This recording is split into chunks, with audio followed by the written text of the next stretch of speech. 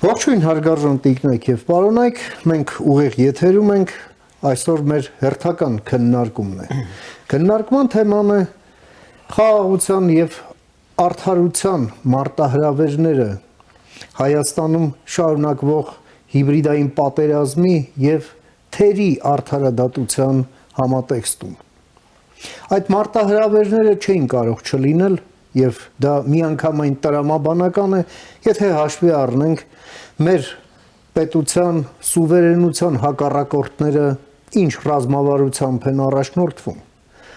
Այլ է հարցը, թե մենք որքանով էֆեկտիվ ենք դիմագրավում այդ ամենին, որքանով էֆեկտիվ է պետությունը,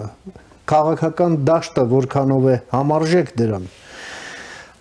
հասարակությունը, քաղաքացիները։ Սա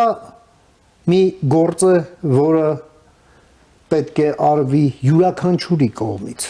Սա այնպես չէ, որ միայն պետության անելիքն է կամ միայն X կամ Y քաղաքական ուժի։ Այստեղ յուրաքանչյուրս ունի իր անձնական պատասխանատվությունը, հետևելով այն սկզբունքին, որ պետությունը նախ եւ առաջ մենք ենք, քաղաքացիներս, անկախ նրանից, թե ով ինչով է զբաղվում կամ ով ինչ դիրք է զբաղեցնում։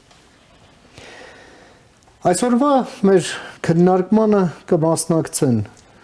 իրավագետ եւ իրավաբան Արտաշես Խալացյանը, ողջույն Արտաշես,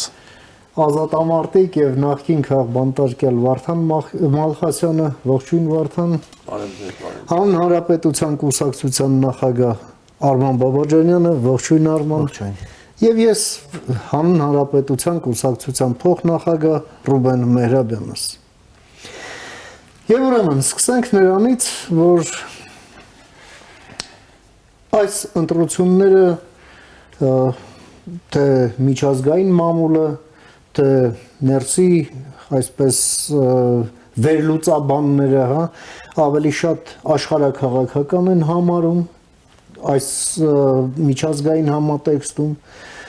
համարում են նաև պատերազմի եւ խաղաղության ընտրություն, համարում են արդարությունը պաշտպանելու ընտրություն, եւ այս ամենն էլ մենք հասկանում ենք, որ ունի շատ հստակ համատեքստ, այդ համատեքստը այդ հիբրիդային ճնշումներն են, որը կա մեր երկրի վրա, եւ արդարադատության համակարգը, որը կարելի է ասել այս 8 տարվա ռեֆորմների արդյունքում վայեն ռեֆորմին, ընդ որում դրա մասին խոսում է նույն ինքը նաև իշխանությունը։ Հիմա եթե արդարադատությունը չի պաշտպանում արդարությունը, այլ դրա ինչն է արդարադատություն, համեցեք։ Իրականում կարծում եմ, որ այս ընտրությունները պատերազմի եւ խաղաղության մասին չեն, այլ այս ընտրությունները ըստ էության նախկինի եւ ներկայի, անցյալի եւ ներկայի, նախկին եւ ներկա, այսպես ասենք, քաղաքական համակարգերի միջև է։ Այսինքն, այլ կերպ ասած, պատերազմ թե խաղաղություն այդ դիխոտոմիան ներմուծվել է արհեստականորեն եւ ես հեռու եմ այն մտքից, որ հիպոթետիկ եթե վերցնենք նախկին քաղաքական ռեժիմի ներկայացուցիչները եթե գան իշխանության, նրանք հաստատապես չեն պատերազմելու Ադրբեջանի հետ, ոչ էլ մեկնելու են առաջնագից, այլ պարզապես վերականգնելու են այն այսպես ասենք աշխարհաքաղաքական հաշվեկշիռը, որ գոյություն ուներ նախկինում։ Այսինքն այստեղ հարցը թե իրականում մենք ուզում ենք ապրել ազատ ժողովրդավարական առաջադեմ երկրում, թե ուզում ենք մնալ, այսպես ասած, պատմության հետնաբեմում եւ մնալ, ասենք, անցյալի, այսպես ասենք, շողքի ներքո։ Այսինքն այն մոդելը, որը գոյություն է ունեցել նախքան 2018 թվականը, այն ռեինկարնացիայի վերակենդանացման մասին է գործող իշխանության այլընտրանքներից մեկը, հա։ Ինչու եմ ասում այլընտրանքներից մեկը, որովհետև այո կան քաղաքական համակարգում առողջ ուժեր, որոնք իհարկե չունեն այն ֆինանսական, իհարկե ոչ բարեխիղճ գործունեության արդյունքում ձևավորված ֆինանսական ռեսուրսները, ինչպես այդ ընդդիմության այդ սեգմենտը, բայց եւ այնպես չունեն այդ ռեսուրսները եւ դա է պատճառը, որ առաջին հայացքից մենք սոցիալական ցանցերում կարծես այդ սև սպիտակն ենք մենակ միայն տեսնում, իսկ կան նաև այլ գույներ։ Եվ հետևաբար այս համատեքստում ես կարծում եմ, որ խոսքը ժողովրդավարական հեղափոխության արժեքների պահպանման, թե ռևերսի մասին է, ահա ընտրությունների իրական իմաստը։ Իսկ պատերազմ թե խաղաղություն, ես կարծում եմ, որ սա արհեստական օրակարգ է, ավելին ասեմ, նույնիսկ նախորդ քաղաքական ռեժիմի ներկայացուցիչները պարազիտանալու են այդ խաղաղության վրա, իրենց էլ է դա ձեռք տալիս, եւ ավելին ասեմ, դա քաղաքագիտական ճշմարտություն է դեռ Պլատոնից եկած, որ պատերազմում են այնքան ժամանակ, քանի դեռ չի ավարտվել կապիտալի նախնական կուտակման փուլը, դրանից հետո իրենք եւս շահագրգռված են խաղաղության մեջ։ Այնպես որ այստեղ ես կարծում եմ զուտ սա մի օրակարգ է, որով նրանք կարող են փորձել ինչ-որ քվեներ տանել։ Դե ոչ են ասելու պայքարում են կոռուպցիայի դեմ, իրենց կհիշեցնեն իրենց տարիները, հա, ոչ են ասի պայքարում են կանգրագիտության դեմ, իրենց կհիշեցնեն իրենց կառավարման տարիները։ Միայն սա միայն այսպես ասենք միակ հարցն է, որտեղ իրենք կարող են որոշակի շատ նվազ, բայց ընտրազանգված գեներացնել, այսպես ասենք կեղծ ազգայնական լոզունգների ներքո։ Վարդան, մենք տեսնում ենք հետևյալը, որ այս պայմաններում, երբ խոսում ենք հիբրիդային ներգործության, ազդեցության, ճնշումների մասին, Ռուսաստանը մեզ վրա այսպես արտահանում է վախ, քաոս, անվստահություն վաղվա օրվա նկատմամբ, իրար նկատմամբ, դե իսկ Ռուսաստանի շահերը սպասարկողներն էլ այստեղ զբաղված են տիրաժավորելով պատերազմի վտանգը ճակերտավոր եւ նաեւ թշնամանքը եւ չեղած տեղից էլ այսպես իրենց այդ տիրաժավորման համար հիմքեր են փնտրում եւ ահա օրենքը պարզվում է որևէ ձևով փաստորեն չի խոչընդոտում, հա Այն չեմ հիշում ով էր ասել, որ աշխարհում բոլոր ստորությունները արվել են օրենքով։ Համեցեք։ Հիմա փաստորեն մարդու ընտրական իրավունքի ու կամքի վրա բռնանալը մեր երկրում քրեորեն պատժելի արարք է։ Բավականին խիստ պատիժ կա դրա համար։ Այո։ Բայց Ռուսաստանի համար, քանի որ մենք պետություն չենք համարվում, իդեպ ասեմ, իրենց տեսակետից Եթե մենք ուզում ենք իմանալ, թե ինչ կա Կրեմլի մտքին, պետք է տեսնենք, թե ինչ կա ուրեմն Սալավյովի եւ Դուգինի լեզվին։ Նրանք բացահայտ պարզ լեզվով հայտարարեցին։ Այն ինչ որ Պուտինն ամաչում ասեն, նրանք ասում են։ Սալավյովն ինչ ասեց, վերջ, խաղը ավարտված է։ Մենք թքած ունենք միջազգային իրավունքի եւ իրավակարգի վրա։ Ասում է, եթե պետք լինի, զորք կմտցնենք Հայաստան։ Դե ասում է, Հայաստանը մեր համար Վենեսուելան կորցնենք, Ուկրաինան լրիվ կորցնենք, այդքան մեծ կորուստ չի, ինչքան Հայաստանի կորուստը։ Իսկ բանը ինչ ասում, Դուգինը հետևից շարում է, չէ, ասում է, բանը Հայաստանը պետք է լինի Ռուսաստանի կազմում, պետություն չպետք է ունենա։ Այսինքն, այս ընդրությունը, այս սուվերենությունը մեզ դեմ է։ Այո, այս կռիվը մեր պետությունը, պետականությունը, մեր ինքնությունը փրկելու համար է, որտեղ ռուսները մեր 300,000 քառակուսի կիլոմետրը հերթով կերան մաշեցրին, մնացել է 10%-ը, էս էլ են ուզում կուլտան կամ վաճառեն, որ մենք դառնանք քրդերի ու ասորիների նման առանց հայրենիք ազգ։ Երբ որ ես բոլոր բաները լսում եմ, չէ, ես ժամանակը կփորձեմ շարաշահել, բայց ես օրինակը ուզում եմ անպայման լսեք։ Հայտնի ռուս գրող Բուլգակովի ստեղծագործություններից մեկում ուրեմն պրոֆեսորը բժշկական Պրեաբրաժենսկի բժշկական միջամտությամբ շանը ուզում են մարդ դարձնել եւ կարծես նրա մոտ այդ գիտափորձը ստացվում է շունը կոստյում է հագնում փողկապ է կապում անդամագրվում է այդ ժամանակվա առաջադեմ կուսակցություններից մեկին դառնում է падգամավոր ուրեմն Պրեաբրաժենսկին գորոզ հայտարարում է թե իմ գիտափորձը արդեն կատարյալ ստացվել է։ Ես շանը մարդ դարձրի։ Բայց հետագայում այս շունը հենց կատու է տեսնում, սկսում է հաճել։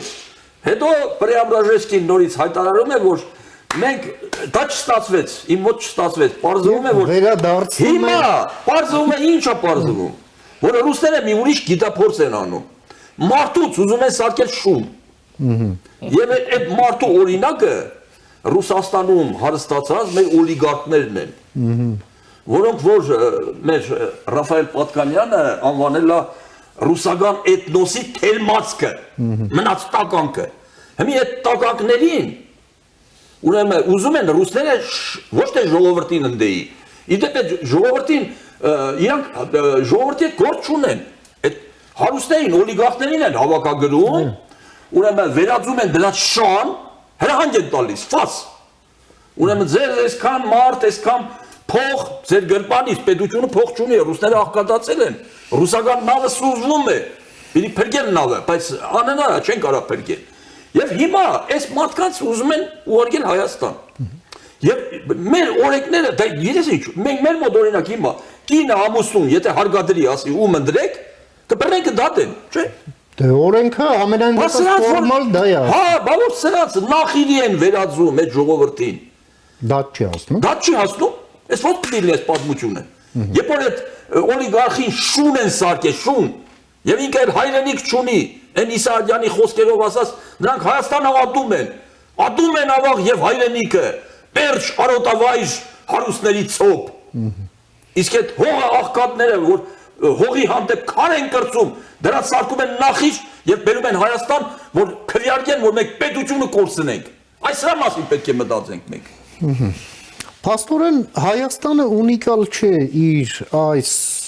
երկընտրանքի մեջ, շատ նորաստեղծ անկախ պետություններ են նման մարտահրավերի բախվել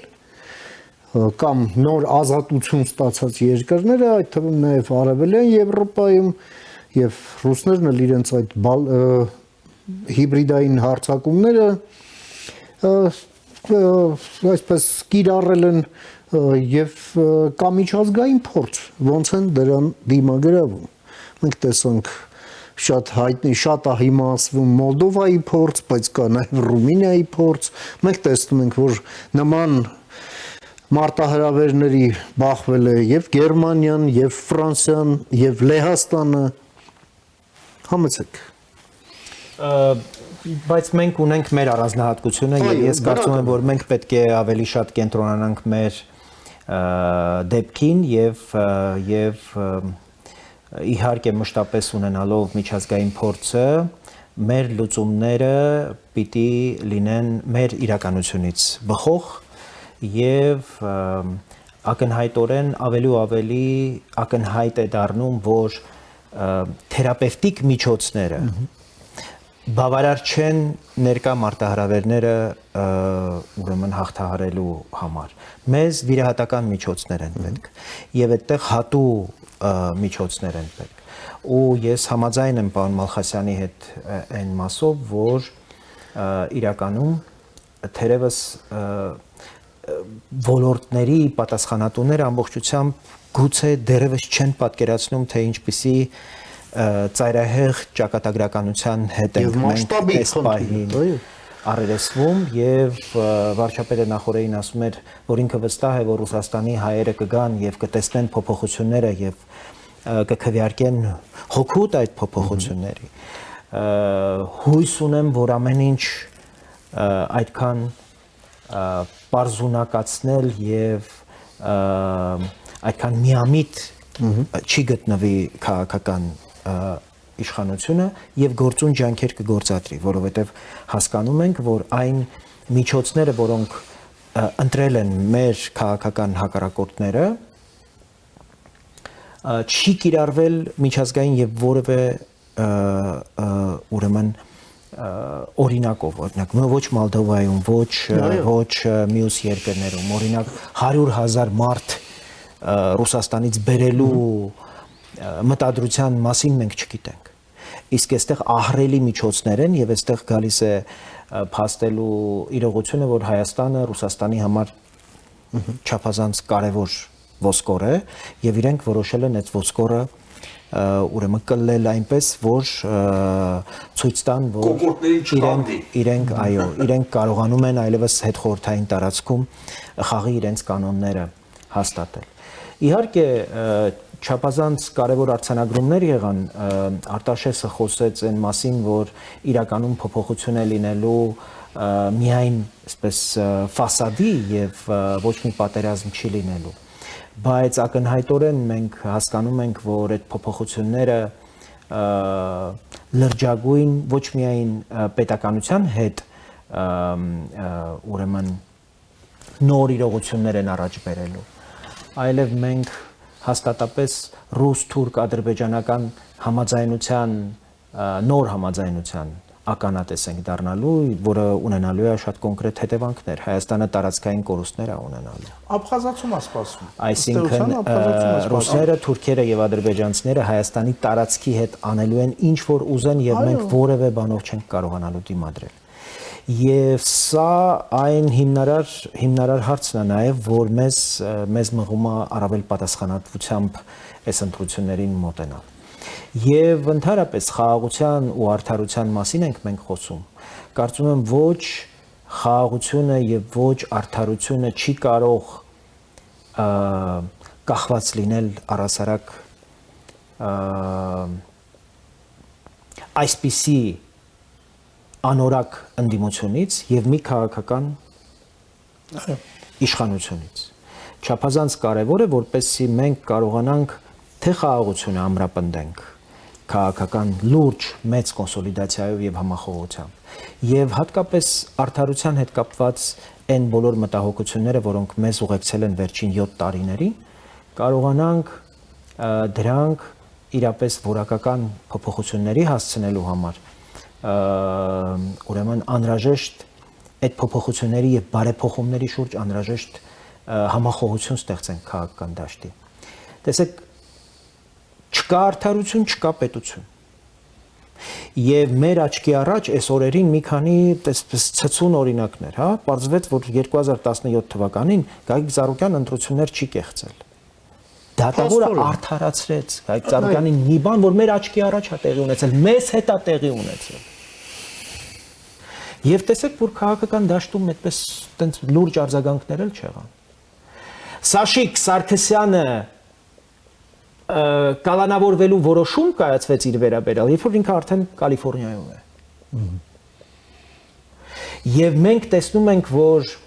ամեն օր այս հուսահատությունը ավելի ու ավելի խորանում է եւ մարդիկ ավելի քիչ են վստահում սեփական պետությանն ու սեփական իշխանությանը, որտեղ նաեւ արդարության այս առանձին արտահայտություններն են ձևավորում վստահություն սեփական իշխանության, սեփական ինքնիշխանության եւ պետության նկատմամբ։ Ու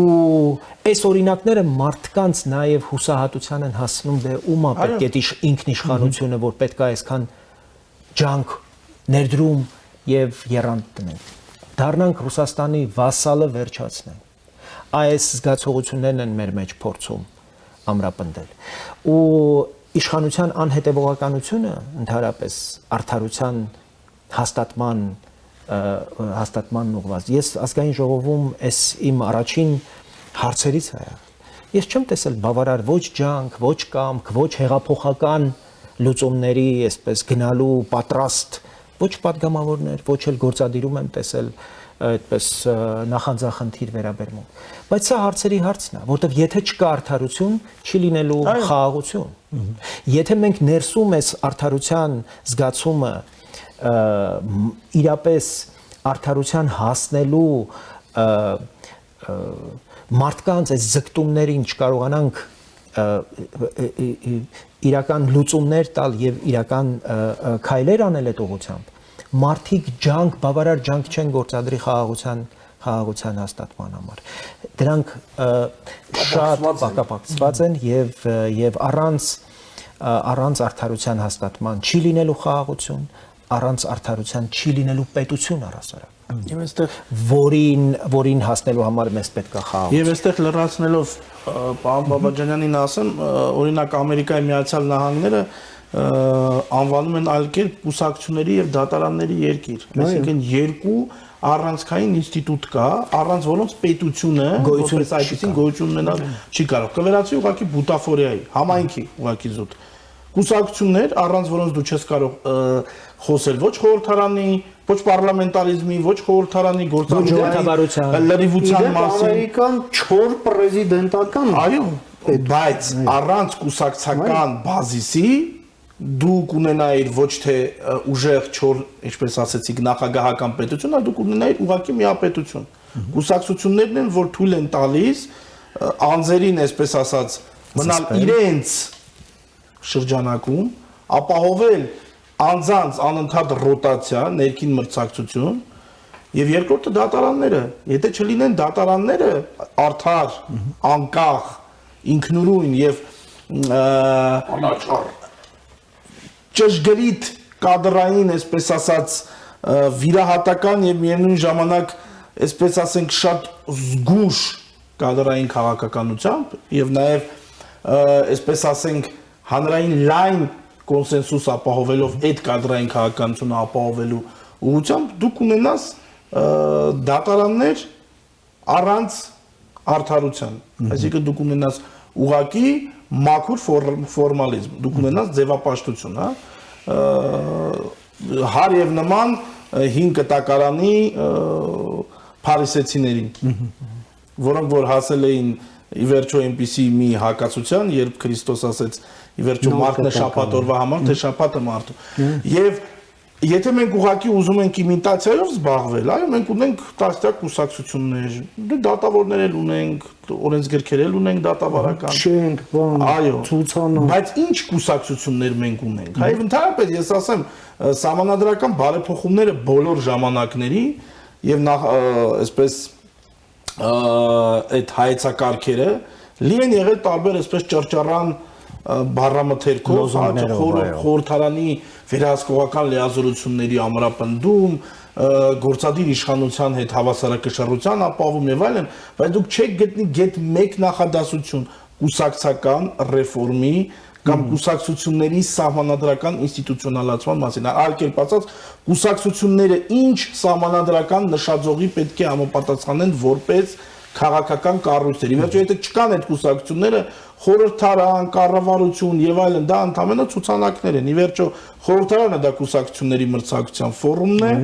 Կուսակցությունները ապահովում են խորհրդարանի միջոցով կառավարության ձևավորումը, այսինքն ամբողջը պատտվում է կուսակցությունների շուրջ։ Եվ դատարանները, չլինեն դատարանները, քաղաքականությունը կխժռի ամբողջ հանրային տիրույթը, այսինքն այդտեղ էլ իրավունքի գերակայությունն է։ Եթե այս երկուսին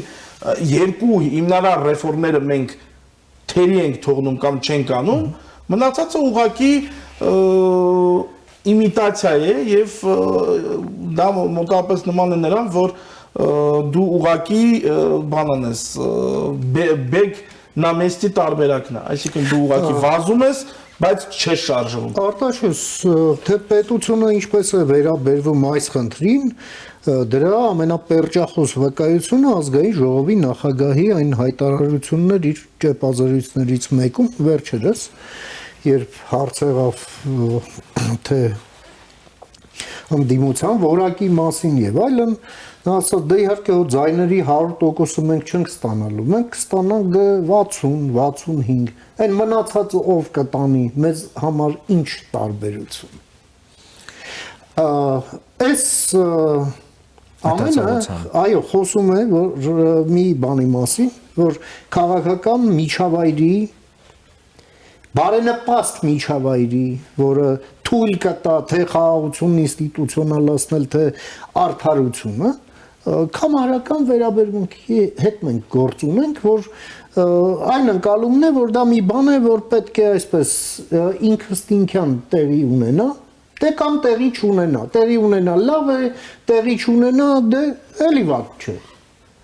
Մենք մեր 60%-ի տերն ենք, իսկ 60%-ից այն կողմ կարող է խոթնել չաճել։ Համաձայն։ Տեսեք, այստեղ մի շատ կարևոր հանգամանք կա։ Ազգային ժողովի նախագահ որպես քաղաքական ուժի ներկայացուցիչ իրենց տեսանկյունից միանշանակ ճիշտ է, բայց այստեղ մի շատ կարևոր կարճաժամկետի է ճիշտ։ բայց այստեղ շատ կարևոր հանգամանք կա։ Գոյություն ունեն ոչ քաղաքական ինստիտուտներ, օրինակ իրավապահ համակարգ, օրինակ հատուկ ծառայություններ, որոնց նպատակն է ապահովել ժողովրդավարական ընտրանք, այսինքն զտել դաշտը, ոչ թե ապահովել ասենք կուսակցությունների կադրային բազան, ոչ թե ձևավորել արհեստականորեն բուծել կուսակցություններ, ոչ, այլ պարզապես մի ընդհանուր սահմանադրական նշաձողի բերել քաղաքական դաշտը։ Հետո արդեն թող քաղաքական դաշտը ինքնակարգավորվի։ Վերջո Մոսկվան մեկ օրում չի կառուցել, ակնհայտ է, որ մենք չենք կարող այս բանին խոսել, չգիտեմ, զարգացած դեմոկրատիաներին բնորոշ քաղաքական համակարգերի մասին, բայց գոնե ապապետական եւ ոչ լեգիտիմ ֆինանսական միջոցներով քաղաքական ուժերից կարող են ազատագրվել, թե ոչ։ Պետությունը պարտավոր է հավասար պայմաններ ստեղծել բոլոր քաղաքական ուժերի համար։ Դա իր ամենասուրբ միլիարդներով չեն գալու պետությունը եւ պետականությունը խարխլեն։ Եվ այսօր ըստ էության մենք տեսնում ենք, որ պետական մարմինները որևէ քայլ չեն ձեռնարկում այս ապօրինությունների դիմաց։ Մենք տեսնում ենք, որ մարդիկ իրենց միլիարդներով անհավասար պայմաններ են ստեղծել քաղաքական ուժերի համար, մի բան, որը պետության կարևորագույն պարտականությունն է, եւ այն ուժերի համար, որոնց համար Հայաստանի պետականությունը, Հայաստանի ինքնիշխանությունը անարժեք բան է։ Մենք խոսում ենք արդարությունից եւ մեր պատկերացումները արդարության ու այդ ուժերի պատկերացումները արդարության մասին։ Թող բացառող են։ Տրամագծորեն Նրանք ընդհանրապես չունեն պատկերացում արդարության։ Նրանց արդարությունը անարդարությունն է։ Այո, հետեւաբար այն դատավորները, ում դեմ մենք պայքարում ենք, դրանք իրենց նախընտրած դատավորներն են։ Չի կարող այդ քաղաքական ուժերի հետ լինի համախոհություն այն բարեփոխումների շուրջ արդարադատության եւ դատական համակարգի, որը մենք ենք պատկերացնում։ Այդ մարդիկ եւ այդ դատավորները իրենք նույն զամբյուղի մեջ են եւ նույն քաղաքական հոսանքի մաս են։ Եւ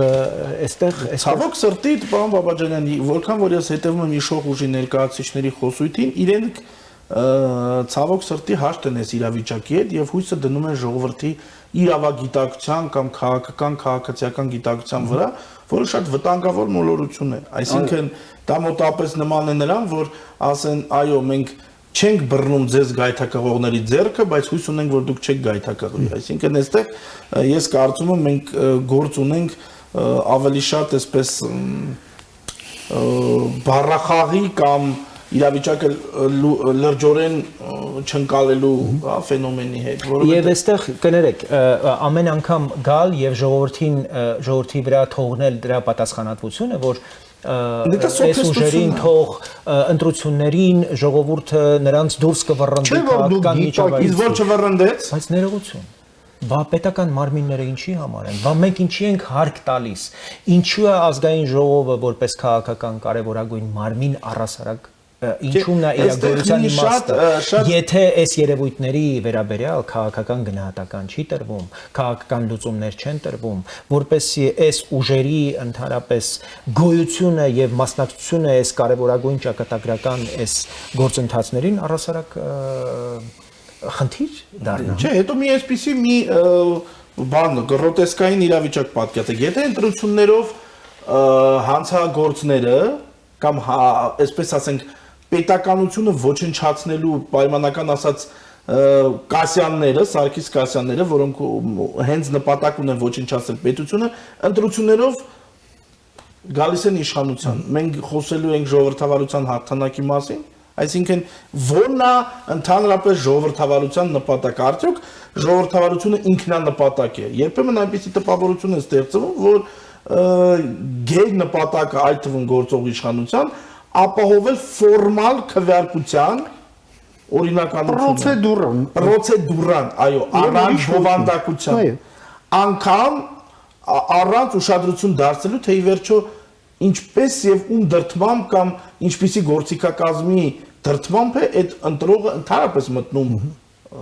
քվեախոց, հա։ Այդ նշանակում է, որ այսօր արդեն ընտրական process-ի մեջ ենք եւ այն երևույթները, որոնք տեղի են ունենում, այս կամ այն կերպ ընտրության օրը ազդելու են մարդկանց տրամադրությունների վրա։ Հետևաբար ընտրությունները հիմա արդեն տեղի են ունենում, որոնց արձանագրումը տեղի է ունենալու ընտրության օրը հունիսի 7-ին։ Եվ պետության կարևորագույն պարտականությունն է այսօր իր մոնիտորինգի տակ պահել եւ ռադարի տակ պահել տեղի ունեցողը։ Իսկ այսօր ի՞նչ է տեղի ունենում։ Միլիարդավոր գումարներ ապօրինի չհայտարարագրված, Իհարկե։ մտել են արդեն մեր ընտրական այս գործընթացի մեջ եւ ուրեմն խժռում են մեր պետության հիմքերը։ Ռումբեր են դնում պետության, Ես մի քանի անգամ արդեն ունեցել նաև խոսելու այն մասին, որ պետական մարմիններն են իրավասու դրանով զբաղվել։ Օրինակ կենտրոնական բանկը ոչ թե միայն վիճակագրական ժամանակ առ ժամանակ վիճակագրական տեղեկատվություն տարածող կամ ինչ որ տնտեսական կանխատեսումներ ունեցող մարմին, այլ ինքը նախ եւ առաջ այդ թվում ֆինանսների մակրության եւ օրինականության երաշխավորող սահմանադրական մարմին է, որը ունի մեծ լիազորություններ այդ թվում բանկային գործարքների վերահսկման առումով։ Իսկ եթե կանխիկը Կանխիկը իր խնդիրն ունի, բայց մենք ունենք նաև անկանխ, իմանալով նաև բանկային համակարգի կառուցվածքը, մենք նաև վստահ չենք, որ այդ թվում անկանխիկով արում։ Իսկ կանխիկի դեպքում մենք ունենք մաքսային ծառայություն, մենք կարող ենք այսպես հերթով գնալ, հա, մենք ունենք ազգային անվտանգության ծառայություն, որը ունի տնտեսական հանցագործությունների դեմ պայքարի վարչություն։ Դե հիմա ընտրությունների մեջ ներքաշված են մարդիկ, ովքեր տասնյակ հարյուրավոր ընկերություններ ունեն եւ բիզնեսով են զբաղված Հայաստանում։ Որոնց վերաբերյալ տակավին վճիռներ չկան ապօրինի գույքի բռնագանձման մասին, եւ իրենք ասատորեն իրենց ուրեմն փողերը հենց այդտեղից էլ Եվ մի շատ կարևոր հանգամանքի վրա եմ ուզում ձեր ուշադրությունը բևեռել, շատ է խոսվում նաև, եթե չեմ սխալվում, ազգային ժողովի նախագահը այդպիսի տեղեկատվություն հրապարակեց վերադարձված գումարների մասին կամ դատախազությունում դատախազության կողմից հարուցված հայցերի մասին, հայցի հարուցումը դեռևս չի նշանակում գումարի վերադարձ։ Այն փաստը, որ դատախազությունը հայցեր է ներկայացրել դատեն, նախ դեռ պարզ չէ այդ հայցերի որակը, ես ամենայն դեպս արդեն սկսում եմ մոտավորապես ձևավորել մի այսպես պատկերացում է ինձ մոտ ձևավորվում, որ դատարանները երբեմն նաև հանիրավի են հարվածի տակ ընկնում։ Ինչու, որովհետև ես վստահ չեմ, որ այդ նույն հայցերը ապօրինի գույքի բռնագանձման մասին եւ նաև քրեական գործերով մեղադրանքները խոտան չեն եւ կամա թե ակամա չեն ձևակերպվել այնպիսի ճշգրտությամբ, որ դատավորները իրոք կարողանան կայացնել այն վճիռը, որը ժողովուրդը սպասում է։ Այսինքն մենք ունենք նաև այսպես վիճակագրական աճպարարություն եւս։ Դատախազությունը կարող է 18 միլիարդ դոլարի հայցել ներկայացնել ապօրինի գույքի բռնագանձման, բայց պետք է հասկանալ իսկ որքանն է վերադարձվել 8 տարվա ընթացքում։ Եվ վերադարձվել է արդյոք թե ոչ։ Այսինքն այստեղ մենք շատ լուրջ խնդիրներ ունենք եւ այն փաստը միջալով դա էլ բավականին այսպես մեծ բան չունեցավ հանրային աժոտաժ չառաջացրեց, որ ամբողջ ապօրինի գույքի բռնագանձման վարչությունը գլխավոր դատախազի հրամանով աշխատակիցները ազատվել են պաշտոնից։ Որևէ մեկին հետաքրքրում է օրինակ դրա պատճառները։ Հետո մենք իմանում ենք, որ դատախազներից մեկը նշանակվել է արտադատության նախարարությունում աշխատակազմի ղեկավար։ Այսինքն, այս կադրային պերտուրբացիաները ինչով են պայմանավորված եւ ինչպես կարող է ուրեմն հարյուրավոր հայցերի տակ կքած վարչությունը մոտավորապես, եթե չեմ սխալվում, 1-2 ամիս ընդհանրապես գրեթե առանց աշխատակից էր մնացել։ Բայց քանի որ չկա այն ընդդիմությունը, որին դա հետաքրքրի։ Հակառակը կա անդիմություն, որ ուրախանում է դրանից։ Այդ վարչությունում ոչ մի համալրում չլինի, ընդհանրապես լավ կլինի, որ այդ համալրում ընդհանրապես մարդը չլինի այդտեղ։ Հա, այսինքն մենք ունենք շատ անոմալ իրավիճակ եւ կրկին պետք է նշել, որ խորհրդարանական անգամ այս կռիվ գաղմաղալ աղմուկը իրականում կրկին չի խոսում ինստիտուցիոնալ հավասարակշռության մասին։ Դա ուղղակի խոսքի ազատության անսահմանափակ իրացում է առանց որևէ հանրային օգուտի իր տակ։ Վարդան, դուք ավակ սերնդի գործիչ եք եւ շատ լավ եք հիշում 97 թվականը, երբ պատերազմի ու խաղաղության մասին խոսակցությունները այսօրվա պես շատ ակտիվ էին։ Բնականաբար այլ իրավիճակում։ Եվ հայտնի դարձավ, որ այդ խոսակցությունը ոչ թե պատերազմի եւ խաղաղության մասին էր, ավելի ճիշտ ոչ այնքան, որքան հենց իշխանության մասին։ Դա այն ժամանակներն էր, երբ հող էր նախապատրաստվում պետական հեղաշրջման համար։ Այդ հեղաշրջումը տեղի ունեցավ, որից հետո էլ տեղի ունեցավ ինքնին հող նախապատրաստվեց ահաբեկչության համար։ Եվ նաեւ դրվեցին հիմքերը 20-ամյա կրիմինալ դիկտատուրայի համար։ Հիմա մենք տեսնում ենք, որ այդ տարերին այդ թրթիկներին, որոնք մնացել են, ըստ էության տեսականորեն լիովին օրինական հնարավորություն է տրված վերադառնալու իշխանության եւ պետությունը դա համարում է դե ինչ անենք ժողովրդավարություն է։ Համեցեք։ Սա արդարության հետ կապ ունի, ժողովրդավարության հետ կապ ունի։ Բացարձակ։ Ուրեմն դա շատ ցավոտ հարց է, որտեղ էս քաղաքականության մեջ մի ոսկե կանոն կա՝ ի տարբերություն եկեղեցին ասում է մի դատիր, որ չդատվես։ Եվ ինչ դատով դատում ես, այո, քաղաքականության մեջ ասում են դատիր, որ քեզ չդատեն։ Դատիր առանձնապես ծանր հանցանքների մեջ թաղվածներին, թե չէ իրանք քեզ կդատեն։ Ժամանակի չի ասում շահը մորթում է կամ շահին են մորթում։ Բանը Խոստովանը չէ Սաակաշվիլին, ասես Նիկոլա ինձնից ավելի խելացի գտնվեց։ Ես ժամանակին Իվանաշվիլիին չդատեցի, ռուսները դեսանտ ուղարկեցին, ինքը ինձ դատեց։ Էս մի հարցով Նիկոլը ճիշտ էր, որ չբանդարգեն, իրենք դի բանդարգեին։ Չնայած էլի սրվել են, որ բանդարգեն։ Եթե ինքը չբանդարգի այս եղածներին, իրան են բանդարգելու։ Որտեղ այն երկիրը, որտեղ օրենքի գերակայություն չկա, օրենքի դիկտատուրա չկա, ուրեմն հանցագործները վխտում են, ավելի են ակտիվանում։ Հետո հանցագործին, եթե չես պատժում, նոր բաներ է ծնվում, հանցանքներ։ Հիմա բանը պարզ ասես Քոչարյանը, չէ՞։ Հոկտեմբերի 27-ի հետ կապված, մի ուչասկով գործ է սա։ Այսինքն ամեն ինչ պարզ է, փաստերը ակնհայտ են, բայց մարդիկ ամբողջությամբ չի բացվում գործը։ Ուչաստկովի չունեն։ Ուչաստկովի չունենք, այն բաներին երրորդ էշելոնի մարդիկ դատվում են, բայց գլխավոր հրաման տվողները, կազմակերպիչները աչքի առաջ չեն դատվում։ Հա, եկան մարտի 1-ը, նույն մարտի 1-ը։ Այ մարդ, խստություններ կիրառեք։ Օրենքի ամենավերջի ձևով։ Որ ժողովուրդը տեսնի, որ դատավճիռել կա։ Այո, դատավճիռել կա, որ տեսնի, որ մեր արդարադատությունը գործում է, այս այերը մի բնավորություն ունեն։ Սրանք չգիտեմ, հենց որտեղ մեր մոտ ստրկատիրական դարաշրջան էլ չի եղել, հայը չի սիրել հային ստրկացնի, էլի։ Հայերը առանց հացի կարան ապրեն, Առանց արդարության չեն կարող ապրեն։ Միանշանակ։ Ինքը միշտ ուզում է արդարություն, արդարադատություն։ Հիմա այդ ճանապարհով պետք է գնանք մենք եւ մեր այս դատական համակարգը,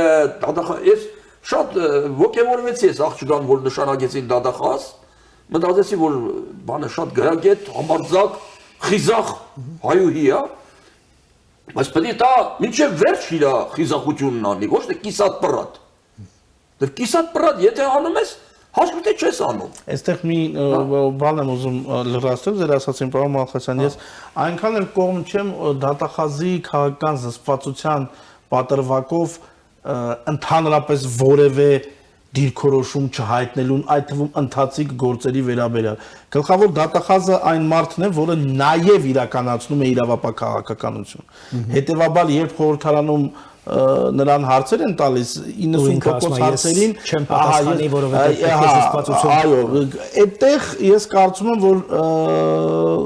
չափից դուրս այսպես ասենք զուսպ եւ էթիկան էլ պետք է ունենա որոշակի չափագրում եւ ընդհանրապես նույնպես պետք է ունենա ինչ-որ նպատակ։ Ի վերջո, եթե գլխավոր դատախազը դրսևորում է այդ աստիճան քաղաքական զսպվածություն, կարող է նաեւ դատախազների ցուցում տալիս էլ այնքան զուսպ է ցուցում տալիս, որ իրենք չեն հասկանում իրենցից ինչ է ակնկալվում։ Իսկ իրականում ակնկալվում է հստակ արդյունք, ոչ թե ակնկալվում է ուրեմն ուղակի process։ Բայց ձեր ասացի միջակայքում նույնը այստեղ չափազանց կարևոր է, թե քաղաքական իշխանությունը ինչ պատվեր է իջեցնում։ Դրա համար պիտի ազգային ժողովը օրինակ քաղաքական գնահատական տա երևույթներին, որը կլինի ուղակի զանգ գլխավոր դատախազին գործելու ըստ այդմ։ Ես այստեղ հիշատակեցի հոկտեմբեր 27-ի եւ մարտի 1-ի մասին։ Ես ես կարող եմ ասել 2019 թվականի ես Նաիրի Հունանյանի հետ հանդիպման ժամանակ ինձ տրվել են անուններ մարդկանց։ Ես դրա մասին խոսել եմ։ Ովքեր այսօր քաղաքական դերակատարներ են։ Մարտի 1-ի քաղաքական պատասխանատուները 2025 թվականի սեպտեմբերի 18-ին Մարդու իրավունքների եվրոպական դատարանի արձակած միջազգային դատարանի վճռով շատ որոշակի արձանագրված է պետությունը խախտել է մարդու կյանքի իրավունքը Օսիպյանին որ նշանակեցիք հիմա պետությունը ով է պետությունը ունի անուն ազգանուն այդ բոլոր անձինք այսօր քաղաքական դերակատարներ են Դաշնակցություն, Բարգավաճ Հայաստան, Հանրապետական Լևիաթանը չի էլի, այսպեսի Ռոբերտ Քոչարյան։ Այսինքն այս մարդասպանները, ովքեր այդ ժամանակ մենք բոլորս բանտում էինք, բայց մեր հայրենակիցները խաղաղ ցույցի էին դուրս եկել 0038 հրամանի ուրեմն մասնակիցները, այսօր քաղաքական դերակատարներ են, պետությունը այդտեղ անելիք չունի։ Այդ միջազգային դատարանի որոշման վերաբերյալ բա գլխավոր դատախազությունը անելիք չուներ, բա ազգային ժողովը անելիք չուներ։ Առնվազն միջազգային դատարանի այդ որոշման հիման վրա պետությունը չպետք է կախակայեր այդ կուսակցությունների գործունեությունը եւ նրանց արգելեր առաջիկա ընտրություններին, ոչ միայն ընտրություններին մասնակցել, այլև որևէ այդ գործողություններում ներգրավված որևէ պաշտոնյայի նախկին գլխավոր դատախազ, քննիչ, դատավոր եւ այլն, ընդհանրապես դրանք պաշտոն զբաղեցնելու իրավունք չպետք է ունենային։ Մինչդեռ այդ իրադարձությունների գլխավոր դատավորը այսօր առաջխաղացում է ունեցել։ Ահվանին բաց չթողին։ Ինչ եմ ասում։ Այդ սա Սահմանադրական դատարանը այստեղ ունի շատ լուրջ գործիքակազմ եւ այդտեղ կառավարությունը պետք է հանդես գա նախաձեռնությամբ եւ Սահմանադրական դատարանը այդ հարցը պետք է քննի։ Ի վերջո դե Սահմանադրական դատարանում կարծես գոնե առերևույթ իր լրումին է հասել կադրային ռեֆորմը, վերջին նաեւ Հրայր Թովմասյանի պաշտոնանկությունից հետո ի վերջո Սահմանադրական դատարանը չպետք է ունենա հենց ժողովրդավարության բաստոնի բայց իրենք էլ կարող են լեգիտիմ կերպով հակադարձել իսկ ով է դիմում մեզ որ մենք էլ քննենք ի վերջո դատարանը չի կարող այո ինքը էքսոֆիսիո գործառույթ ունի իրենք պետք է դիմեն իսկ արդյոք ժամանակը չէ այդ հարցը բարձրացնել ի վերջո մենք ունեինք հակապետական կոալիցիա որը շուրջ 20 տարի իշխել է Հայաստանի Հանրապետությունում եւ երբ որ մենք խոսում ենք Սահմանադրական կարգի տապալման մասին, ընդ որում այդ եզրը այսպես արմատավորեց մեր քաղաքական խոսույթում հենց Լևոն Տեր-Պետրոսյանը, բայց դա քաղաքական խոսույթ չի։ Դա ուղիղ մեղադրանք է, որը ունի իրավական պետք է ունենա իրավական մեղադրանքներ։ Սահմանադրական կարգի տապալումը դա այդպես ասենք բան չի, էլի, այսպես պոետիկ ինչ որ զեղում չի, ոչ էլ ասենք ալեգորիա է, դա շատ որոշակի հաստակազմով գործողություն է, որը ունի հստակ սուբյեկտային վերագրելիություն։ Եվ եթե մենք այդ հարցերին պատասխան չենք տալիս կամ առավոտը խոսում ենք Սահմանադրական կարգի տապալումից երեկոյան թողնում ենք որպեսզի Սահմանադրական կարգը տապալողները լեգիտիմ կերպով մասնակցեն ընտրություններին եւ ինչպես ասում են չկա զինվոր ցուցմունք տալու փոխարեն գեներալ չկա քվեարկվող կուսակցություն ընտրությունների մասնակցող, որը չմտածի իշխանություն վերցնելու մասին։ Իսկ եթե մենք ազգովի կարող ենք մեր մտքով անգամ անցկացնել նման բան, ուրեմն նշանակում է, որ ժողովրդավարական ուրեմն զարգացումները մեզանում ամենևին արմատավորված չեն եւ ցավոք սրտի կախված են ընդամենը մեկ անձից, վարչապետից, իսկ դա ցույց է տալիս, որ մենք որպես պետություն այդ ինստիտուցիոնալ այս անվտանգության բարձիկները չենք ձևավորել։ Ի վերջո չի կարող իշխանությունը պետության ապագան կախված լինի թեկուզ ամենանվիրյալ, բայց մեկ մարդուց։ Եվ այստեղ ամբողջ խնդիրը ոչ էլ մեկ կուսակցությունից, ոչ էլ մեկ ընտրությունից։ Այո։ Պետական մարմինները եւ քաղաքական միջավայրը պետք է ամբողջությամբ աջակցեն այս օրակարգերին ամեն մեկը յուրովի իշխանությունը իր մասով ընդդիմությունը իր մասով չեն կարող դրանք իրար հակոտնյալ լինել այդ նպատակի շուրջ մի բան եթե ամրապնդում է Հայաստանի պետականությունն ու ինքնիշխանությունը դրա շուրջ չի կարող լինել անհամաձայնություն մենք ունենք տրամագծորեն իրար մերժող ուրեմն քաղաքական ուժերի այսպես համախումբ որոնք իրենց պատկերացումներում եւ ինքնիշխանության եւ անկախության եւ ժողովրդավարության վերաբերյալ ունեն ուրեմն իրար հակոտնյա են եւ պատկերացումներում են իրար նույնիսկ մերժում եւ սա իրապես լրջագույն մարտահրավեր է եւ սա խոսում է այն մասին որ մենք շատ հեռու ենք խաղաղության հաստատման այն գաղափարից որը կարող է իրապես արդյունք ստեղծել որովհետեւ խաղաղությունը բարեկեցության պիտի վերածվի բարեկեցության հնարավոր է վերածել եթե ունենք ուրեմն արդարության եւ արդարադատության համապատասխան ուրեմն գործիքակազմ եւ ունենք պետական մարմիններ, ովքեր ուրեմն աջակցում են այդ գործընթացները։ Դե ցավոք սրտի մեզանում այսօր քաղաքականությունը խժռում է բոլոր հնարավոր հանրային տիրույթում գտնվող բոլոր եւ երբեմն սահմանման ապաքաղաքական ինստիտուտները։ Այո։ Կղերը մտել են քաղաքականություն, փաստաբանական ինստիտուտը մտել է քաղաքականության մեջ, կուսակցականության մեջ, բոլորը այսօր դա պետության իմունային համակարգը խժռող եւ քայքայող գործընթաց է։ Չի կարող ի բնե համախմբող ինստիտուտ եկեղեցին ուրեմն բռնել քաղաքական մրցակցության կողմերից մեկին։ Ընդ որում կապ չունի իշխանությանը, ընդդիմությանը, թե երրորդ ինչ որ ուժի։ Այսինքն մեզ մոտ այսօր չափազանց լուրջ եւ մարտահրավերներով լի իրավիճակ է, որը ցավոք սրտի այսօր միմիայն սահմանափակվում է այս Facebook-յան տիրույթում այս բատալյաներով, հա, երևութական մրցապայքարով։ Ժողովուրդ, դե չէ որ դուք գիտակից եք։ Ասելով որ սա այս ընտրությունները պատմաքաղաքական են, ասելով որ մենք կոնֆլիկտային տրամաբանությամբ սահմանադրություն ենք ունեցել եւ դրա համար պիտի ուրեմն նախաբանից դուրս դնենք հղումը անկախության հռչակագրի, Ղարաբաղյան շարժումը եւ այլն եւ այլն։ Այս բոլորին զուգահեռ ինստիտուցիոնալ կարևոր փոփոխություններ են պետք, որի մասին չենք դադարել 7 տարի առաջ խոսել եւ չենք դադարում այսօր խոսել եւ շատ լավ է որ վարչապետը եւս արձանագրեց վերջապես որ դատական համակարգի խնդիրները շատ ավելի խորն են քան ինքը նույնիսկ կարող էր պատկերացնել իսկ այդ խորությունը գալիս է նույնիսկ նրան որ մենք ըստ էության դատական համակարգում չունենք ժողովրդավարության պաշտպանության համար անհրաժեշտ դատական համակարգ ըստ էության դատական համակարգի մի հատվածը համոզված կարող ենք ասել որ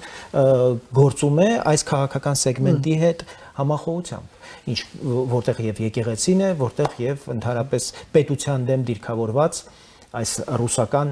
ամբողջ եւ ցավոք սրտի վարչապետի շուրջ հավաքված իրավաբանների մի ստվար զանգված չկարողացան պետք է դա արձանագրել սպասարկել վարչապետի կողմից դրված բարձր քաղաքական նշաձողը, որովհետև քաղաքական իշխանության պարտականությունը ավարտվում է օրակարգի ձևավորմամբ։ Որտեղ դրանք բոլորը հեղափոխականներ չէին, դրանք բոլորը պրոֆեսիոնալներ էին, ում համար հեղափոխական մեթոդները ուղղակի անընդունելի էին։ Ես այդ շրջանում գոնե ազգային ժողովում եմ եղել եւ իմ քննարկումները ամբողջ գալիս հանգում էին դրան կհիշեք Բադասյան Փաշինյան մի այսպիսի լայվի ժամանակ խոսում էին որ ոչ միսը շատ եփի ոչ էլ հում մնա այս լուծմանն են գալիս դատական ռեֆորմի արդյունքը հիմա տեսնում իրականում ես կարծում եմ որ պետության համար աշխատող փաստաբանները իրավաբանները ավելի ճիշտ, այսինքն ովքեր նախարարի պաշտոն են զբաղեցնում, ովքեր դատախազի պաշտոն են զբաղեցնում եւ այլն։ Իրենք ինչ որ մի կորպորատիվ իրավաբան չեն կամ փաստաբան չեն, որոնք միայն մեկնաբանում են օրենք, չէ՞ որ իրենք ունեն նաեւ օրենքը իրավական իրականությունը փոխելու եւ առաքելություն եւ սահմանադրական գործիքակազմ։ Դու չես կարող վարչապետին ասել հնարավոր չէ։ Դու պետք է ցույց տաս թե ինչպես անել որ դառնա հնարավոր։ Այսինքն կամ դու քո լիազորությունների ձեռքը կրակես եկել եւ չգիտես ինչպես անել այդ դեպքում դա քո տեղը չէ, բայց ավելի վատ եթե դու ուղակի խափում ես վարչապետին եւ փորձը ցույց է տալիս, որ ամենայն դեպս օրինակ ներկայիս սահմանադրական դատարանի դատավոր Դավիթ Խաչատուրյանն եւ Գագիկ Ջահանգիրյանը ժամանակին հեղինակել էին վեթինգի մասին օրինագիծը, որը մնաց վերաբերյալ համոզում կար գործող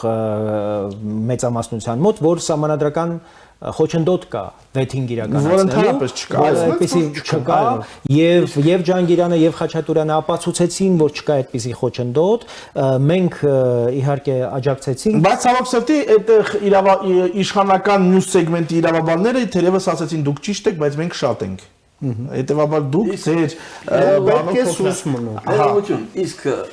դատավորներին հնարավոր է դարձնել անկաշառ։ Հայաստանում հնարավոր բան է որ դատավորը կաշառ չվերցնի Դե նախ եւ առաջ դու պետք է ամբողջական վերանայում իրականացնես դատական համակարգի, ով որ մեկ անգամ հոգեբանությունը փոխվել է դատավորների։ Այսպես ասեմ, Ոնց որ գայլը, եթե սովորա պետք է ոչխարը գողանատանի հետո ինստիտուցիոնալ իրականությունը ցավոք սրտի մեզանում այնպեսին է, որ ես չեմ կարող վստահաբար ասել, որ եթե նույնիսկ հիմա չեն վերցնում, դա կրկին կապված է մեկ մարդուց, քաղաքական ուժից։ Հիմա չեն վերցնում։ Վերցնում են։ Համենայն դեպս վերցնում են շատ ավելի զգուշ եւ մեծ չափերի եւ ավելի ինտելեկտուալ մեթոդների կիրառում։ Բայց դրա համար մեր գործերը չի ստացվում։ Հիմա տեսեք էլի։ Բայց նույնիսկ եթե չեն վերցնում, մեր ինստիտուցիոնալ իրականությունը այն աստիճան արմատապես չի փոխվել, պարոն Մալխաչյան, որ խոսենք այն մասին, որ 20 տարուց հետո էլ մենք կունենանք այդ նույն, այսպես ասենք, բաները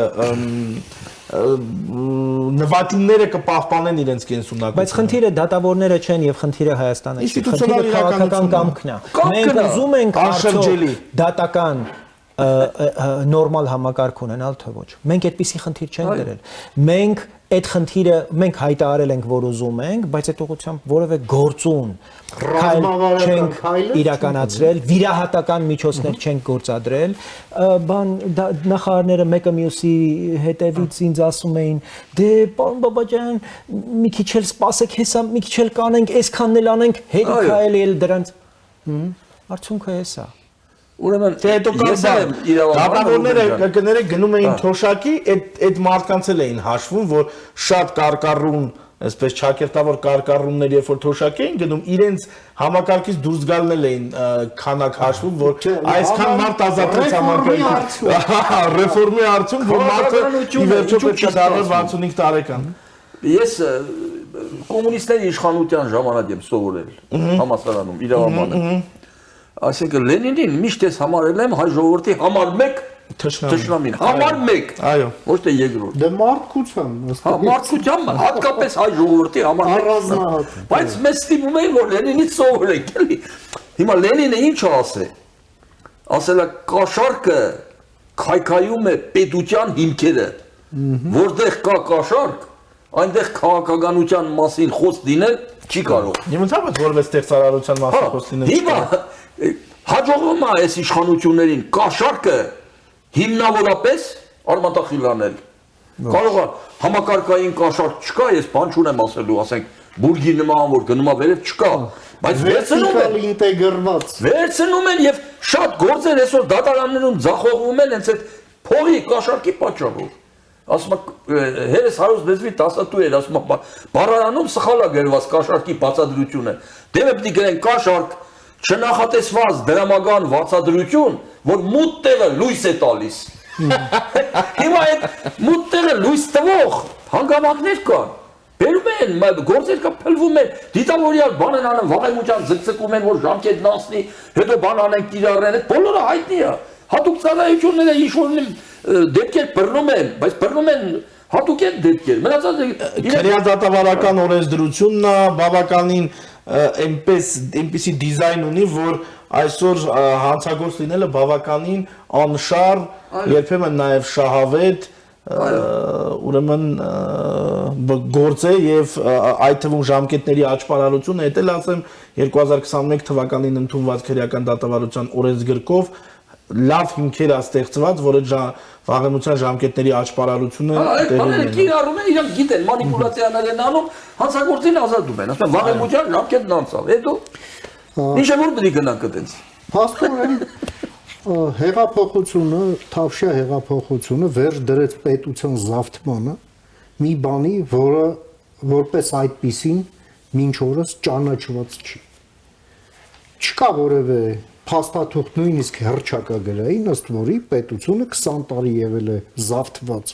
կազմակերպված քրեական խմբավորման կողմից եւ վերածված հանցագործությունների գործիքի, որից մեկն էր մարտի 1-ն էր, որի հետ կապված մեր պետությունն այդպես էլ չկարողացավ իր դատավճիռն արձակի եւ դա արեց մեր պետության փոխարեն մարդու իրավունքների եվրոպական դատարանը Ըստ էության- փոխանցելով մեր պետությանը եւ պետությունը Ցույց մինչեւ տալով, հիմա որ պետությունը այդքան տարի, Այո. 17 տարի անգործ է եղել եւ Այո. անպիտան։ Հետո այդտեղ մեկը Դուք որ ասում եք պետությունը զավթված է եղել, դրա մեջ մենք նկատի ունենք, չէ՞, եւ դատական համակարգ, Ամեն եւ ինչը։ դատախազություն, Հետո եւ ներդրումության սահմանադրական մի դատարան, կարգառում այսինքն կար։ այդ ամբողջ Այո. պետական համակարգը սպասարկել է զավթված Այո. այդ զավթմանը, պետության Հետո այնտեղ զավթմանը։ ընդդիմությունից մի կարկառում կար, ասում էր, այդ ես չեմ ասում, ինքը այն ժամանակ գլխավոր շտաբի պետներ ասեց,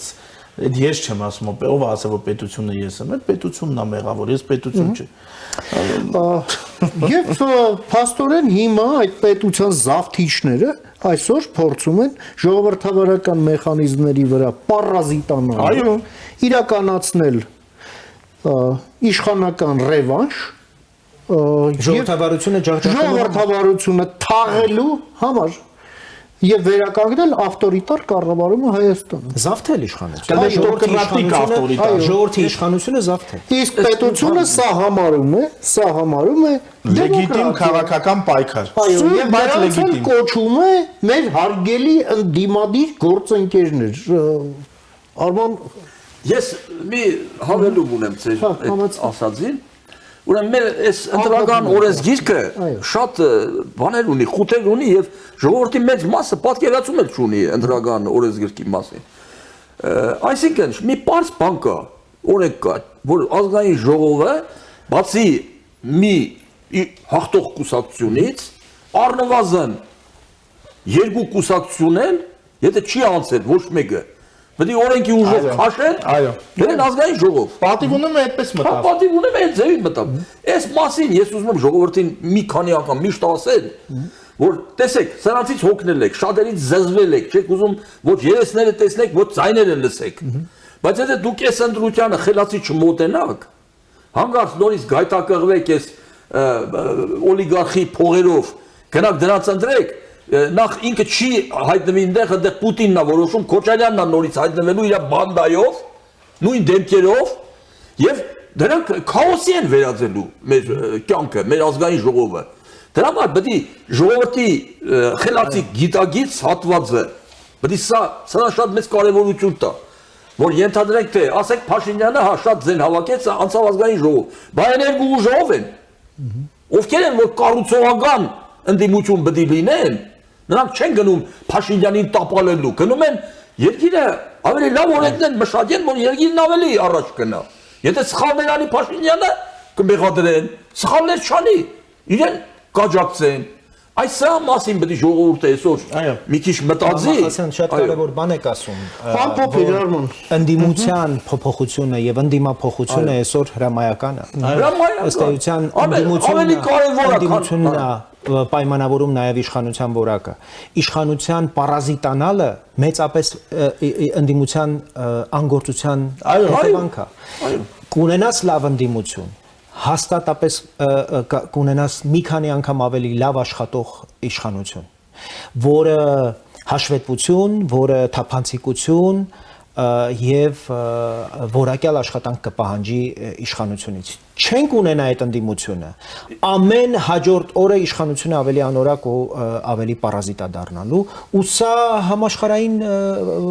օրինաչափություն է։ Շատ մարդկային օրինակ։ Դատաիրավական համակարգից ես այսպես զուտ on the spot այսպես ասած մի քանի հարցեր բարձրացրեցի, ինչը որ օրինակի համար ընդդիմությունը կարող է եւ իրական ընդդիմությունը կարող է եւ պետք է հնչեցնել խորհրդարանով, որը բնականաբար չի լինի, եթե չլինի իրական պետականամետ ընդդիմություն։ Իսկ եթե այս հարցերը չեն հնչում, իշխանությունն էլ երբևէ պարտավոր չի այս հարցերը բարձրացնել եւ ընդհանրապես պատասխաններ գործառույթը դա է։ Պատասխաններ Չկա որևէ իշխանություն, սկսած ԱՄՆ-ից վերջացած որևէ ժողովրդավարական երկրում, ով որ եթե չունենա իր ծոծրակին շնչող իրական հակակշիռ ընդդիմություն, որպեսզի նա անի ավելին, քան իրենից այդ պահին պահանջվում է։ Ինչպես ասում էր Չերչիլը, ժողովրդավարությունը դա այն կառավարման ձևն է, եւ որտեղ վատ մարդիկ անում են լավ գործեր։ Իսկ դա հենց դրա այս ընդդիմության մասին։ Էլի մի շատ խելացի մարդ ասե, սխալը դասողն ու բացահայտողը անհամեմատ ավելի օգտակար է, իհարկե, քան թե դրանք քողարկողը։ Այդ ընդդիմության դերը սրա մեջ է, որ սխալը ասի, բացահայտի եւ ճիշտ լուծումներ առաջարկի։ Բայց նաև ընդդիմությունը պետք է հասկանա ինչն է ճիշտ եւ ինչը սխալ։ Այս ընդդիմությունը ճշտի եւ ողջախոհությունը սրա վրա բոլորին այլ պատկերացումներ եւ ընկալումներ ունի։ Այստեղ է մեր հիմնարար տարբերությունը։ Այո։ Շատ շնորհակալ եմ, պարոնայք, շնորհակալություն Արտաշես, Վարդան, Արման։ Այսօր այսքանը հարգարժան տիկնայք եւ պարոնայք, մենք առաջիկայում էլ կշարունակենք այս քննարկումների շարքը մեր պետությանը, հասարակությանը, քաղաքականությանը վերաբերող կարևորագույն հարցերի շուրջ այս նախընտրական միջավայրում։ Մինչ նոր հանդիպում, խաղաղություն եւ բարի նոր ձեզ։